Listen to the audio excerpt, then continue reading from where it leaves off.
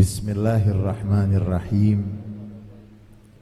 Alhamdulillahil malikil ma'bud, ar-rahimil wadud, huwal karim huwal maqsud.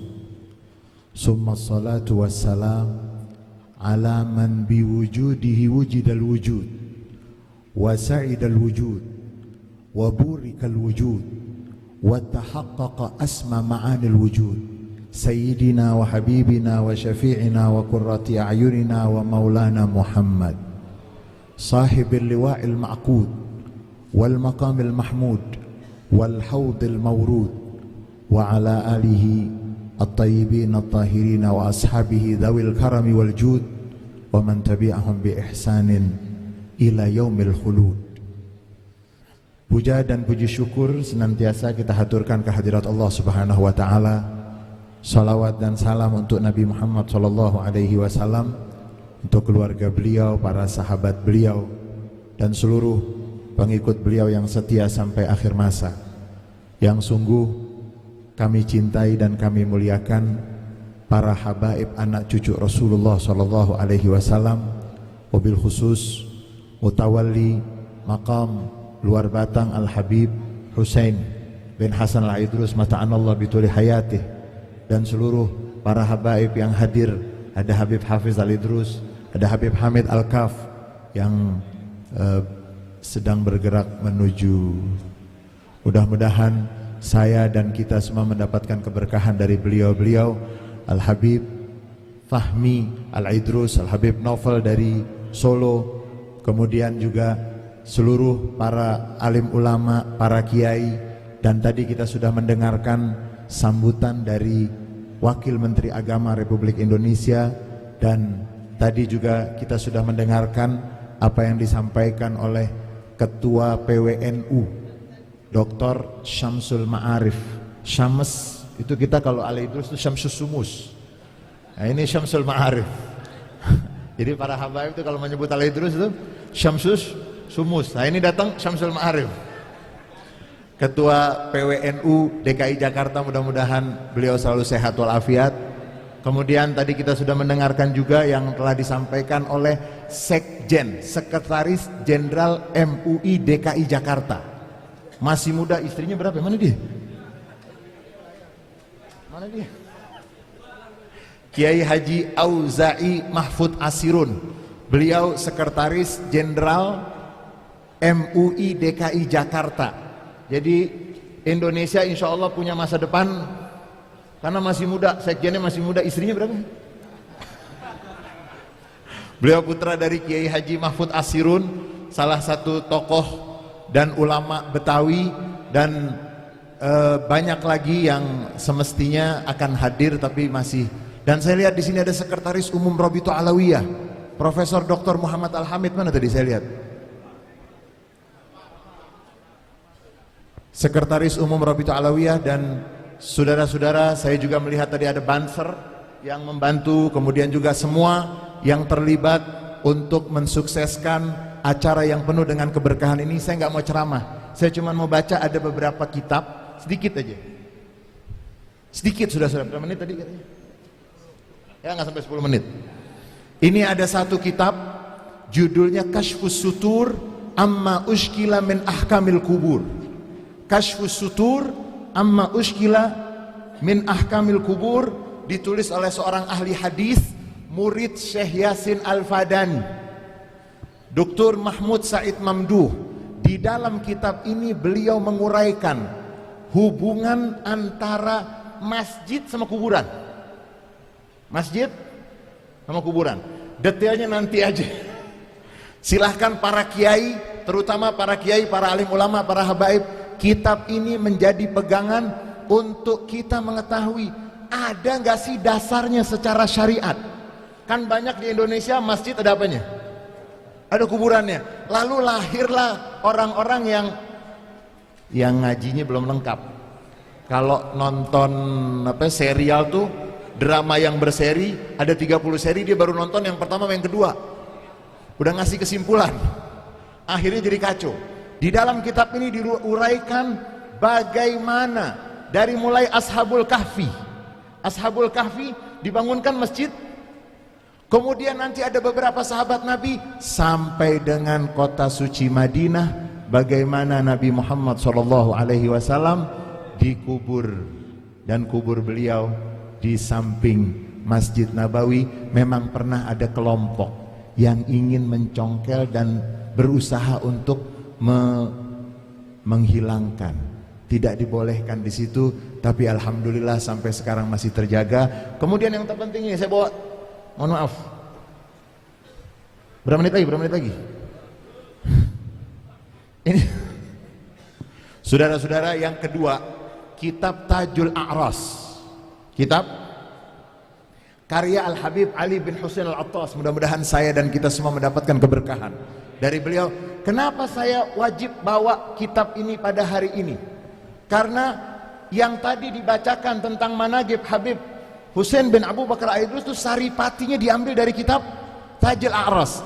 Dan kitab Tajul A'ras karya Habib Ali bin Husain Al-Attas Bungur kita sebutnya, Gang Bulu. Kitab ini diterbitkan di Menara Kudus. Biar Kiai Samsul Syumus, apa mulai hari ini kita ganti jadi Samsul Syumus. Kitab ini diterbitkan di Menara Kudus, diterbitkan di Indonesia. Dan ketika diterbitkan, yang menerbitkan itu dipimpin pimpinan komite pencetakan kitab Tajul A'ras adalah siapa yang tahu dapat sepeda.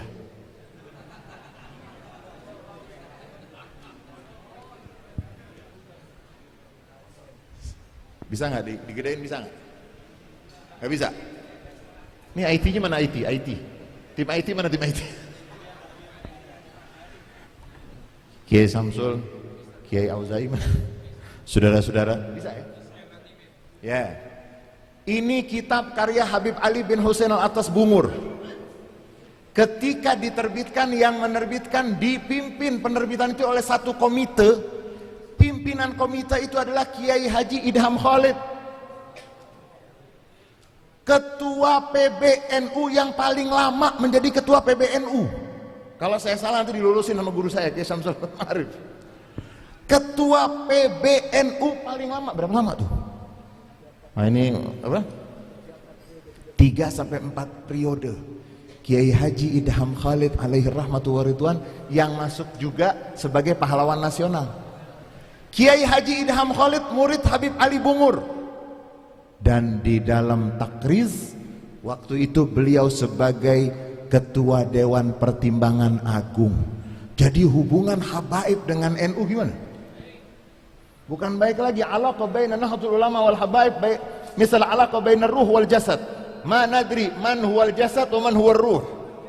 Jadi hubungan habaib dengan Nahdlatul Ulama itu seperti hubungan jasad dengan ruh, sampai nggak diketahui mana yang jasad, mana yang karena saking. Dan di dalam takriz ini panjang sekali bagaimana Kiai Haji Idham Khalid, pahlawan nasional, tokoh NU, bukan orang yang baru, tokoh NU yang sudah menjadi ketua PBNU paling lama dalam sejarahnya, dan beliau juga tokoh nasional. Dan sebetulnya kalau saya mau bacakan panjang, tetapi silahkan nanti dibaca aja di pengajian-pengajian untuk kita mendapatkan keberkahan. Kemudian yang terakhir,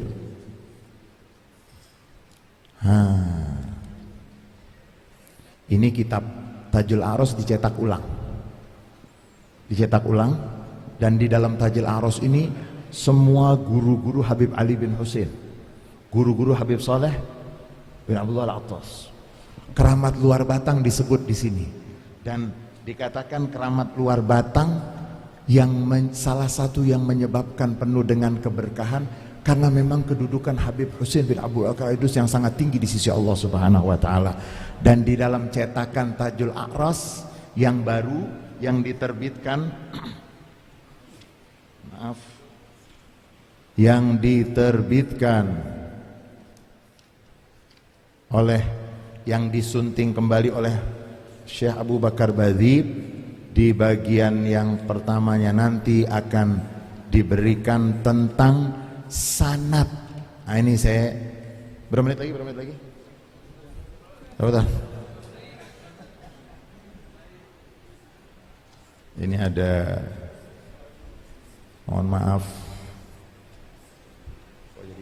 Ada sanad yang diberikan oleh Habib Ali bin Husain Al-Attas kepada Kiai Haji Syafi'i Hazami. Sanadnya ada di dalam kitab ini yang diterbitkan terakhir ini. Itu juga menandakan hubungan antara habaib dengan para ulama di Nusantara, hubungan yang tidak bisa dipisahkan. Dan hari ini, dan mudah-mudahan setiap tahun Ketua PWNU bisa hadir ke sini. Mudah-mudahan MUI DKI juga setiap tahun bisa hadir di sini.